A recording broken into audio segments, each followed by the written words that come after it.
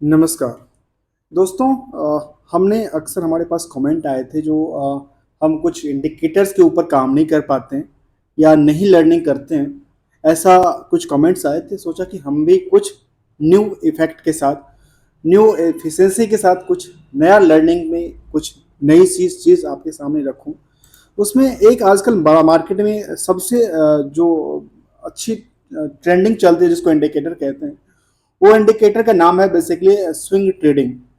Swing indicators basically कहते हैं, उसका नाम रख दिया गया स्विंग ट्रेडिंग। तो इसके ऊपर एक अलग से बनाएंगे स्विंग ट्रेडिंग और स्विंग इंडिकेटर बेसिकली क्या है।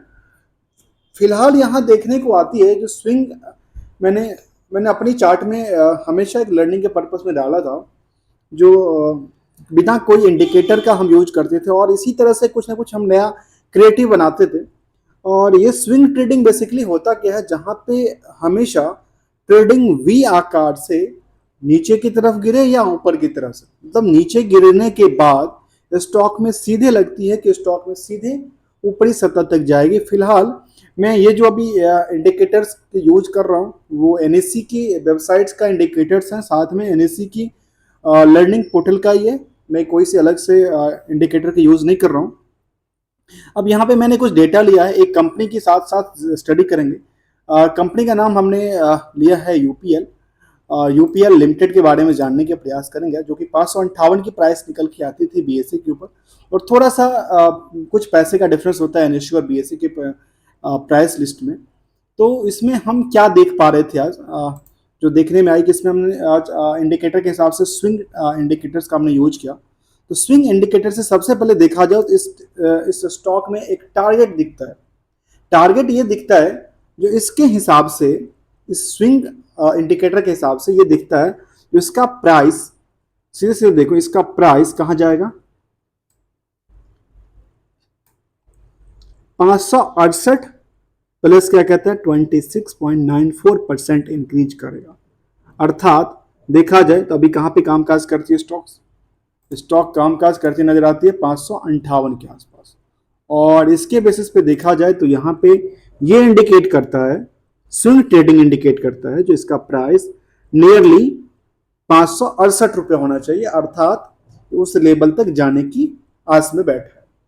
इस स्विंग ट्रेडिंग के हिसाब से कहना कहावत है, हमने कह रहे हैं स्विंग ट्रेडिंग की इंडिकेटर्स इंडिकेट करता नजर आता है। अब इसी के आकलन को लेते हुए हम चलते हैं आगे और समझते पहले कंपनी के बारे में, फिर हम आएंगे यहाँ पे इंडिकेटर की तरफ और समझने का प्रयास करेंगे। कंपनी यूपीएल है, यूपीएल लिमिटेड बेसिकली ये फार्मर्स के लिए काम करती है, जो कि कह सकते हैं केमिकल्स बनाती है। किसके लिए? फार्मर्स के लिए कहते हैं। Meet the hero farmers feeding the world's and caring of the for our planet. और इसके पास देखा जाए टोटल कहती है हमारे पास जो ईयर ऑफ एक्सेलेंस है 50 ईयर प्लस एक्सेलेंस है। और कंपनी क्या नजर आती है? कंपनी नजर आती है the global leader in sustainable agriculture solutions. Agriculture पे कामकाज करती नजर आती है कंपनी। उसके बाद नीचे कुछ और हैशटैग लगाती कंपनी, कहती है जो इन बायो सॉल्यूशंस #1 लगाती है। फिर कहती है इन द इंडस्ट्रीज में 5 लगाती है। एम्प्लॉयज ग्लोबली 10,000 से ज़्यादा एम्प्लॉय इनके पास है। प्रोडक्ट रजिस्ट्रेशन जो है इनके पास करीब 13,000 से ज़्यादा की है। कंट्रीज विथ सेल प्रेजेंस, जहाँ पे 138 कंट्री में कामकाज करती नजर आती है। और इसके रेवेन्यू की बात करें तो 2000 फाइनेंशियल 23 में के पास 6.7 बिलियन का दिख रहा था। और ग्रोथ लेवल की बात करें तो करीब 16% का ग्रोथ लेवल, और ये निकल के आती है 24 ईबिटा की बात करें तो 1.4 बिलियन का यहाँ वेबसाइट पे शो करता है। मैं नहीं कह रहा हूँ, ये इनकी वेबसाइट्स पे जो इन्फॉर्मेशन है कहती है मैन्युफैक्चरिंग फैक्ट्री, इनकी जो फैक्ट्री है हमारे पास वो है करीब 43 के आसपास। R&D फैसिलिटी हमारे पास निकल के आती है 18 के आसपास। कंपनी कामकाज करती नजर आती है एग्रीकल्चर सॉल्यूशंस के ऊपर, जिसके इसके ऊपर नज़र आती है ढेर सारे इनके पास एग्रीकल्चर प्रोडक्ट्स को लेकर के, एनिमेशंस को लेकर के, और अलग अलग प्रोडक्ट को एग्रीकल्चर से रिलेटेड जो भी सस्टेनेबिलिटी की बात करती है। अभी यहाँ पे एक सोलर सिस्टम भी देखने को मिली है, कहती है री इमेजिनिंग सस्टेनेबिलिटी और maintaining the healthy environment and business, और सोलर काम में ज्यादा लगता है धीरे धीरे पैर पसारती नजर आती है। एग्रीकल्चर के साथ साथ सोलर पे भी इनकी फोकस बढ़ती जा रही है। चलते हैं, ये ग्लोबल सीएफओ हैं जिनका सीईओ हैं जिनका चेयरमैन है, जो कि इनकी कुछ स्टेटमेंट है उनके छपा है इनके वेबसाइट्स के ऊपर।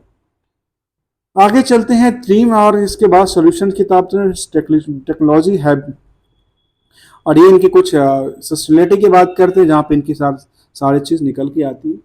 अब हम आते हैं यहाँ पे समझने के लिए यूपीएल लिमिटेड के बारे में क्या कहती है कंपनी।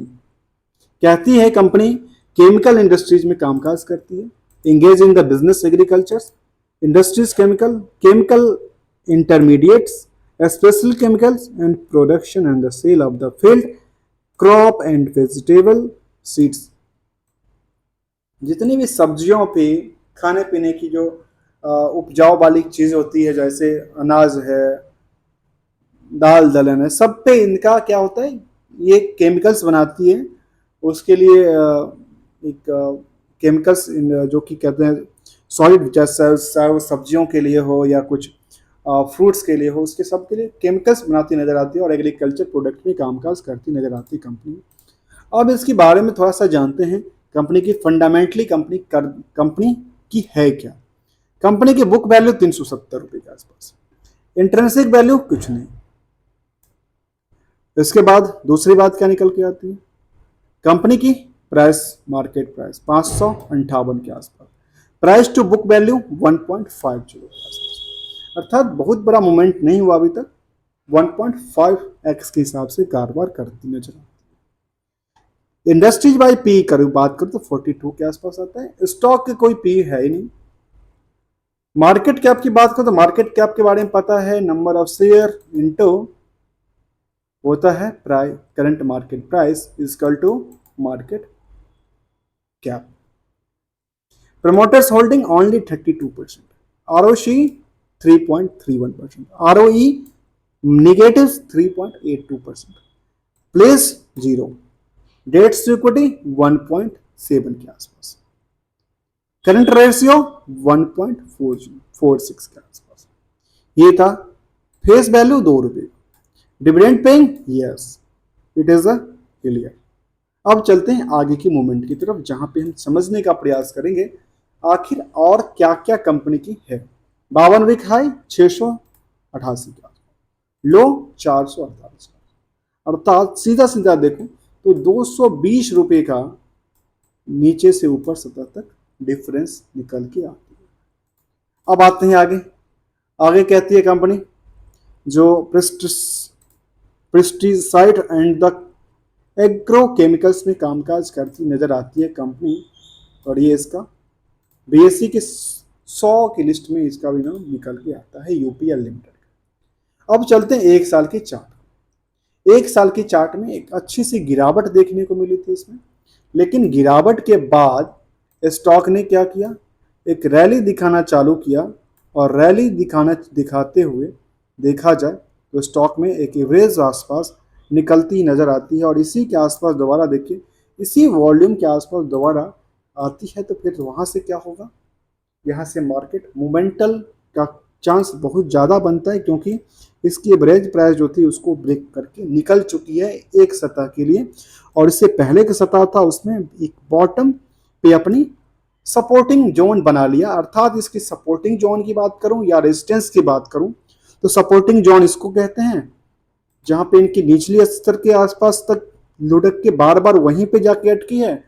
और रेजिस्टेंस की बात करूं तो रेजिस्टेंस तो वैसे देखा जाए रेजिस्टेंस इसकी ये निकल के आती है, लेकिन फिलहाल यहाँ तक का टारगेट नहीं देखने को मिलता, और ये हम स्विंग ट्रेडिंग में देख रहे थे, अभी स्विंग इंडिकेटर के हिसाब से देख रहे थे, और इंडिकेटर हमेशा नया नया आती रहती है, कुछ नया टेक्निक आते रहते हैं समझने के लिए। इस तरह की चीजें चलेंगी, हम उसको समझते हैं पहले भी और आगे भी समझेंगे। लेटेस्ट न्यूज पेपर पब्लिकेशन की बात करें तो कंपनी के पास 17/6 को लेटेस्ट न्यूज पेपर पब्लिकेशन किया था। क्या किया था कंपनी ने, कुछ लेटेस्ट अपडेट की तरफ ध्यान दिया जाए तो एक तरफ ध्यान देते हैं केवल और केवल क्या लेटर इन्होंने अपडेट किया था। और लेटर के क्रम की बात करूं तो कंपनी ने यूपीएल लिमिटेड ने एक अपडेट किया था, जो news paper advertise publication in the Financial Express all editions English investors time और अहमदाबाद गुजराती के हिसाब से काम, गुजरात में इनकी रजिस्टर्ड ऑफिस है। देखा जाए तो इनमें जो CS है वो ACS निकल के आती है। मैं थोड़ा सा इसे स्टडी कर लिया। कहते हैं notice to preference share holder of the company, ये प्रेफरेंस शेयर होल्डर के लिए कहती है transfer of dividend which has not been claimed for 7 consecutive year to investors education and protection fund authority. अर्थात इन्हें क्लियरिटी के साथ कहा, जो यदि आपने प्रेफरेंस शेयर होल्डर हैं, आपकी जो डिविडेंड का पार्ट है वो आपने क्लेम नहीं किया, तो वो कहाँ हम इन्वेस्टर एजुकेशन प्रोटेक्शन फंड में ट्रांसफ़र कर देंगे। और उसके बाद क्या होगा, कुछ होगा, उसके बाद कुछ कहती है कंपनी।